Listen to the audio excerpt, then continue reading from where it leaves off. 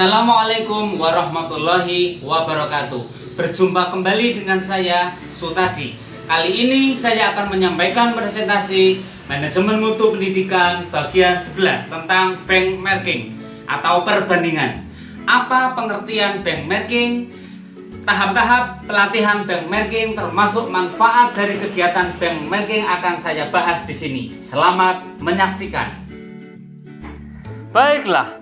Pada bagian yang ke-11, materi tentang benchmarking akan dijelaskan tentang apa itu perbandingan, maksud dari perbandingan, tujuan perbandingan, tahap-tahap latihan perbandingan, manfaat perbandingan, dan kelemahan-kelemahan dari perbandingan. Apa itu perbandingan?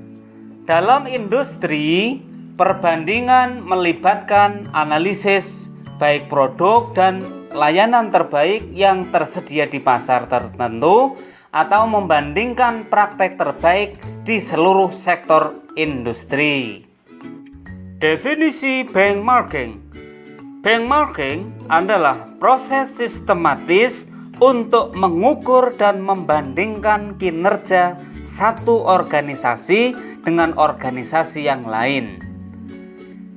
Definisi yang lain adalah alat kualitas yang berguna untuk perbaikan terus-menerus dan tujuan akuntabilitas. Selain itu, ada yang mendefinisikan benchmarking sebagai alat yang telah terbukti untuk proses peningkatan kualitas.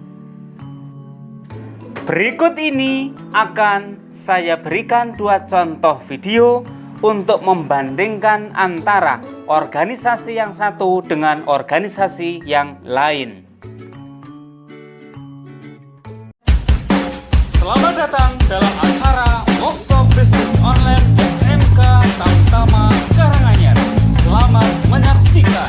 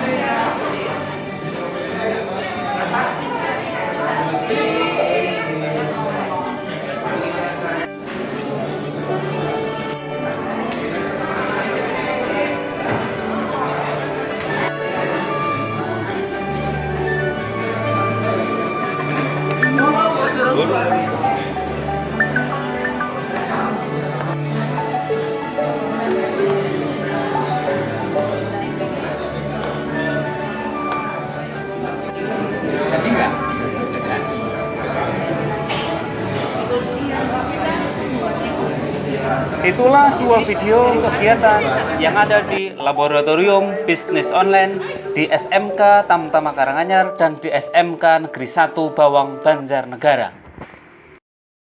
Selanjutnya, dari dua video yang telah kami persembahkan tadi, apa maksud dari perbandingan? Jadi, dengan adanya perbandingan kita bisa belajar dari dan berusaha untuk melampaui yang terbaik. Kemudian, perbandingan juga memiliki maksud mengidentifikasi kesenjangan dalam kinerja, bisa menutup celah antara kualitas dan harapan, serta mencari pendekatan baru, sehingga bisa membantu inovasi dan pemikiran yang baru. Jadi, maksud dari perbandingan itu sendiri adalah memastikan bahwa standar Anda ada setidaknya sama baiknya jika tidak lebih baik dari pesaing Anda. Berikutnya, tujuan dari perbandingan adalah mempelajari orang lain dan menggunakannya untuk melakukan perbaikan di organisasi kita sendiri.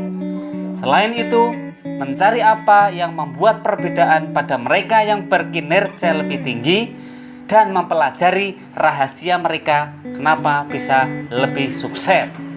Selain itu, tujuan dari perbandingan adalah menemukan cara untuk bekerja sama dan belajar dari mereka bagaimana caranya untuk bisa sukses. Untuk melakukan perbandingan bisa dilakukan secara internal, yaitu dengan cara membandingkan dan belajar dari kinerja kita sendiri. Kemudian bisa juga melakukan berbagai informasi dan pertukaran informasi sebagai sarana untuk kita bisa saling belajar. Adapun bentuk internal ini bisa dilakukan dengan cara memanfaatkan cerita pembelajaran sejarah bagian tertentu dari institusi, kemudian ditulis, difilmkan, atau bisa direkam sedemikian rupa sehingga ciri-ciri kesuksesan yang menonjol bisa ditampilkan. Kemudian, perbandingan juga bisa dilakukan secara fungsional ataupun kompetitif. Cara ini adalah dengan membandingkan kinerja institusi Anda dengan sekolah atau perguruan tinggi lain atau universitas yang menjadi pesaing, dapat menjadi sarana yang sangat efektif untuk melakukan benchmarking atau perbandingan. Perbandingan lembaga pendidikan lain dan berikan ide yang sangat bagus bisa meningkatkan kinerja kelembagaan Anda secara keseluruhan. Perbandingan juga bisa dilakukan secara fungsional yang terdiri dari dua jenis. Yang pertama adalah benchmarking kompetitif, adalah menemukan bagaimana saingan Anda melakukannya. Sedangkan yang kedua adalah benchmarking berkolaborasi, saling menguntungkan, sehingga organisasi manapun bisa memperoleh pelajaran dari yang lain. Perbandingan juga bisa dilakukan dengan cara tipe wisata pendidikan atau klub perjalanan wisata. Tujuannya adalah untuk mengunjungi sekolah lain, melihat bagaimana mereka melakukan sesuatu dengan sukses. Selain itu, melihat bagaimana orang lain bisa melakukan hal-hal dan untuk belajar dari mereka apa yang bisa membuat kita sukses. Sedangkan perbandingan umum bisa bermanfaat untuk membuat perbandingan dengan organisasi di luar pendidikan bidang-bidang seperti manajemen sistem, kerja tim, teknologi informasi, sumber daya manusia, proses jaminan kualitas, dan layanan terhadap pelanggan. Lalu bagaimana cara mengatur latihan perbandingan? Kita harus bertanya kepada diri kita sendiri ketika melakukan perbandingan. Seberapa baik yang kita inginkan? Yang pertama, apakah ada standar yang tersedia yang dapat dijadikan tolak ukur untuk diri kita sendiri? Seberapa baik yang kita lakukan dibanding dengan yang terbaik? Apakah kita tahu siapa yang melakukan yang terbaik? Bagaimana kita membandingkan dengan yang terbaik? Kemudian apa yang mereka lakukan yang membuat mereka kok begitu baik? Di mana celah dalam kinerja kita? Bagaimana kita dapat mempelajari pelajaran mereka? Bagaimana cara terbaik untuk menjembatani kesenjangan kita? Bagaimana pula kita dapat melakukan yang lebih baik dari yang terbaik? apa yang perlu kita lakukan untuk menjadi yang terbaik. Lalu bagaimana merencanakan latihan perbandingan itu sendiri? Paling tidak ada 5 tahap. Yang pertama, perencanaan. Yang kedua, mengidentifikasi calon mitra. Yang ketiga adalah menganalisis proses dan praktek. Tahap keempat, adaptasi praktek Anda sendiri untuk menjadi yang terbaik. Dan yang kelima adalah tinjauan keberhasilan kegiatan Anda. Kemudian, manfaat apa saja yang bisa kita peroleh dari adanya kegiatan perbandingan? Yang pertama, menciptakan pemahaman yang lebih baik. Posisi kita itu ada di mana. Kemudian memberikan sarana mengenai bagaimana organisasi lain itu melakukan pekerjaan. Selain itu, memastikan institusi memiliki serangkaian tujuan. Kemudian, mendorong budaya inovasi dan upaya menjadi yang terbaik. Kemudian manfaat yang lain adalah bisa menetapkan rencana aksi yang realistis dan mendukung inisiatif kualitas lain dan sebagai model keunggulan suatu organisasi atau bisnis. Yang terakhir, apakah ada kelemahan dalam kegiatan perbandingan atau benchmarking? Bisa menjadi usaha yang sia-sia jika waktu yang kita investasikan untuk melakukan perbandingan melebihi waktu yang telah ditentukan. Kemudian, kesuksesan sering menjadi masalah budaya dan sulit meniru aspek organisasi yang mengarah kinerja yang luar biasa.